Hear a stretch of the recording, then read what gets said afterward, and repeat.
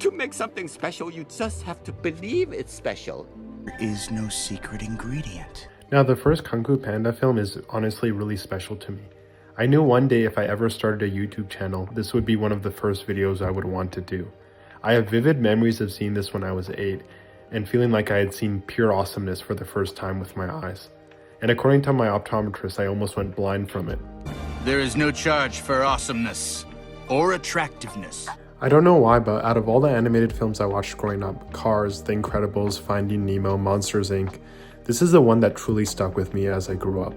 Maybe it was the Kung Fu, maybe it was the dumplings, or maybe it was Jack Black yelling skadoosh like his life depended on it. When I rewatched it as an adult, I was scared it wouldn't hold up, that maybe it was just kid me who thought it was deep. But honestly, it's even better now than I remember. It's funny to think that this movie came out when Jack Black was peak cool and was super underrated. Before Browser, before Peaches.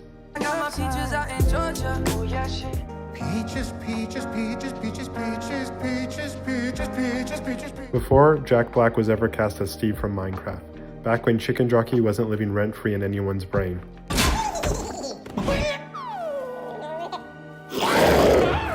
Chicken Jockey! But seriously, seeing Kung Fu Panda again, especially in 4K, I was amazed. The animation, still stunning. The voice performances, perfection. The writing, tighter than Poe's waistband after a dumpling binge. What's crazy is how well this movie balances everything. Comedy, action, heart, and philosophy. All while delivering a genuinely moving story about self-belief that is enjoyable for kids and adults. You can really feel that the creators knew exactly who these characters were from day one. Poe is awkward, clumsy, insecure, but endlessly lovable. And through him, the film tells one of the most powerful lessons in animation history. There is no secret ingredient. And hey, if you're enjoying this breakdown, hit that like button, it really helps out. And while you're at it, consider subscribing, it's free, and there's no secret ingredient to that either. For me, Kung Fu Panda isn't about Kung Fu at all. It's about the illusion of perfection, and how chasing it can destroy you. Master Shifu trained Tai Lung to be perfect, to be the best. Every movement, every punch, every kick he did was refined to flawlessness. And for a while, this worked. Tai Lung was everything Shifu dreamed of.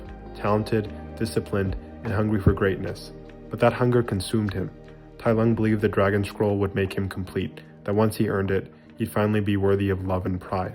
And when Master Oogway denied him this, that illusion shattered, and everything he had worked for disappeared in an instant. But the thing is, Shifu's biggest mistake wasn't training a monster. It was teaching his son that being great meant being perfect, and that being perfect meant being in control. And when Tai Lung finally fell into darkness, Shifu didn't learn the right lesson. He doubled down. He trained the Furious Five the same way. Rigid discipline, no mistakes, no emotion, but this time without the love he had given Tai Lung. It's really tragic when you think about it. Shifu thought he was fixing his past mistake, but he was actually repeating it with his training.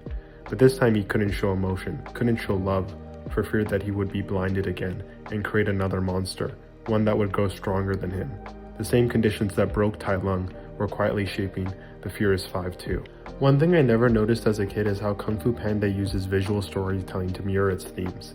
When Tai Lung escapes from prison, everything is cold, metallic, sharp, symmetrical. His world is one of control and rigidity, but when we cut to Poe, his world is warm, round, and chaotic.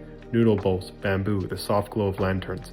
It's very subtle, but this film is literally contrasting perfection and flow through its design. Even the action scenes tell a story through rhythm. Tai Lung's movements are precise, almost mathematical. Poe's are improvised and reactive, messy but alive.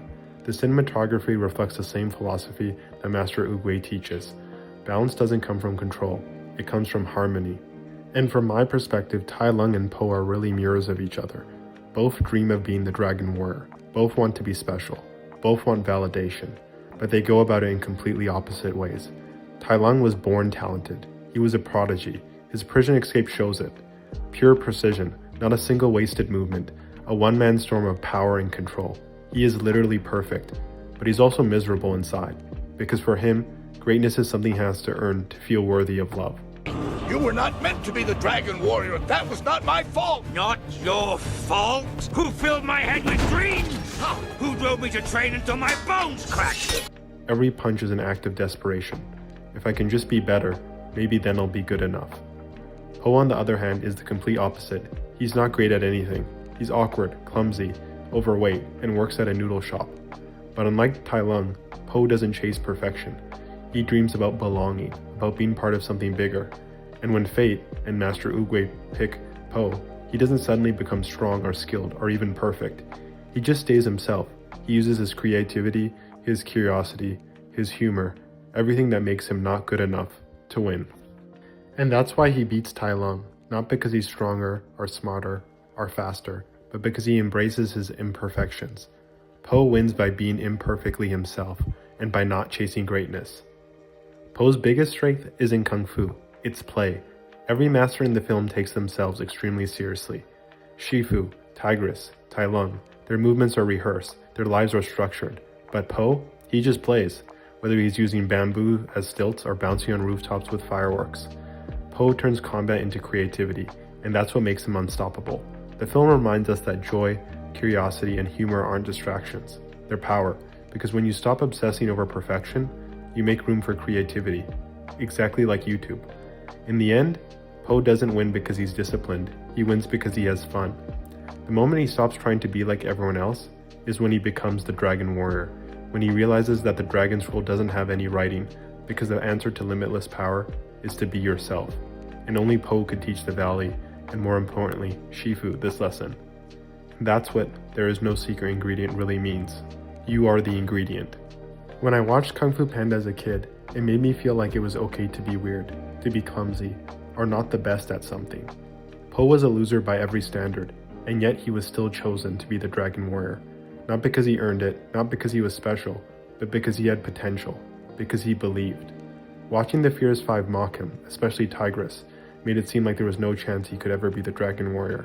You don't belong in the Jade Palace. You're a disgrace to Kung Fu. Po exists because everyone around him believes he shouldn't exist as the Dragon Warrior. He's the product of doubt, not destiny, shaped by a world that constantly tells him he's unworthy. And ironically, that's exactly what makes him so important. Every insult, every eye roll, every moment of disbelief from Shifu and the Fierce Five never breaks Po. It just builds him. Their rejection becomes a pressure that forges his resilience. The more they try to define his limits, the more he learns to define himself. And Shifu can't train Po the same way he trained Tai Lung or the Fierce Five, because Po doesn't respond to shame or humiliation the same way. He really only responds to one thing. Can you guess? It's dumplings. The five, Shifu and Tai Lung, they all represent people chasing control and validation. But Po represents acceptance. He doesn't have to be perfect. He just has to be Po. And that's what makes this film so timeless. It's not a story about mastering Kung Fu. It's about mastering yourself. But the most underrated part of the story is Shifu himself. He's not just a supporting character. He's a man haunted by failure. Tai Lung's fall really broke him. He became rigid, obsessed with control, trying to prevent that pain from ever happening again. But through Po, he learns a lesson that Oogway was always trying to teach him all along. That peace doesn't come from control. It comes from letting go. Panda will never fulfill his destiny, nor you yours, until you let go of the illusion of control. When Shifu starts training Po with food, using his love of dumplings as a motivation, that's the moment he finally starts to get it. He stops forcing Po to fit the mold. He stops trying to manufacture perfection. And for the first time in the film, he actually teaches. In return, Po teaches him something too, that greatness doesn't have to look like greatness. Sometimes the best way to reach someone is by meeting them where they are, not where you want them to be. Their relationship quickly becomes the emotional heart of the movie, a student teaching the master how to live again. That single line, "There is no secret ingredient," is one of the most profound messages in any animated film, because it is the ultimate rejection of perfectionism. Po spends the whole movie believing he needs something extra to be worthy. The scroll, the title, the power, the approval. But when he finally opens the dragon scroll, he realizes the truth. It's blank, because the scroll is a mirror, a reflection of yourself. You're the one who gives it meaning. The power you're looking for isn't out there. It's already within you. That's the message that stuck with me my entire life. Whether it's creativity, success, or self-worth, you already have what you need. You just have to believe it. And as a kid, I thought Kung Fu Panda was about believing in yourself. That was the message. As an adult, I realize it's about accepting yourself. It's easy to spend your life chasing perfection, the perfect career, body, partner, or creative success, thinking happiness will come once I finally get there. But the truth is, there's no scroll waiting for us. The only secret ingredient is believing you're already enough. Flaws, failures, dumplings, and all. Watching Po discover this now hits me differently as an adult. It's not just inspiring, it's healing for me. In the end, Kung Fu Panda isn't about Kung Fu at all. It's about identity, self-belief, and the courage to accept yourself exactly as you are. Or maybe I'm reading too much into it, to be honest. But Po doesn't just save the valley, he saves Shifu, the Furious Five, and everyone in the valley around him by reminding him that the perfection isn't the goal, peace is. And maybe that's why this movie still resonates with me so deeply after all these years. Because no matter how old you get, there's always a part of you that feels like Po, clumsy, out of place, but still dreaming of greatness. And maybe that's the beauty of it, because like Po learns, there is no secret ingredient. You're already enough. Skadoosh. So what do you think? Is Kung Fu Panda about perfectionism? Or did I just make all of that up? Was it an important film for you growing up? And seriously, what would be your secret ingredient? Let me know in the comments. And remember, I'm just another nerd. Stay nerdy out there, friends.